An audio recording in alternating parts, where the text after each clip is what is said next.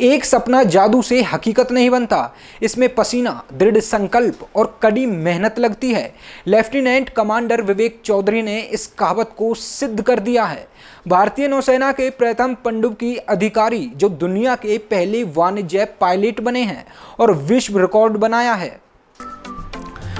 विवेक चौधरी ने अपनी अनूठी उपलब्धि के लिए गुर्जर समुदाय को इतिहास के पन्नों पर दर्ज करवाकर सभी को गौरवान्वित किया है, जो अपने आप में उल्लेखनीय है। भारतीय नौसेना में पनडुब्बी अधिकारी को डॉल्फिन कहा जाता है।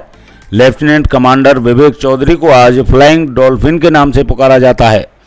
लेफ्टिनेंट कमांडर विवेक चौधरी का जन्म बैंसला गोत्र के गांव भेड़ापुर में हुआ था, जो लोनी जिला बागपत उत्तर प्रदेश के पास स्थित है। वे अभी सेक्टर 16 फरीदाबाद में रहते हैं। उनके पिता कृषि संस्थान पूसा नई दिल्ली से सेवानिवृत्त हैं। लेफ्टिनेंट कमांडर चौधरी को हमेशा समाज के लिए कुछ करने और शिक्षा के क्षेत्र में लोगों की मदद करने का जुनून रहा है। हाल ही में उन्होंने वाणिज्यिक पायलट के लिए अपना प्रशिक्षण पूरा किया है और कैप्टन के रूप में TR-72-600 कॉमर्शियल प्लेन उड़ाने वाले दुनिया के पहले पनडुब्बी अधिकारी बन गए हैं।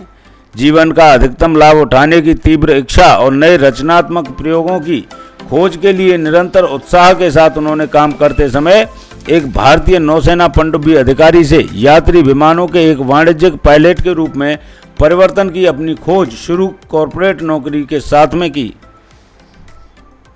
सबमरीन ऑफिसर के रूप में सबमरीन चलाने से लेकर कॉमर्शियल प्लेन के कॉकपिट में कैप्टन के रूप में बैठने तक की यात्रा एक उल्लेखनीय परिवर्तन है, जिसे अब तक दुनिया में किसी ने भी करने का प्रयास नहीं किया।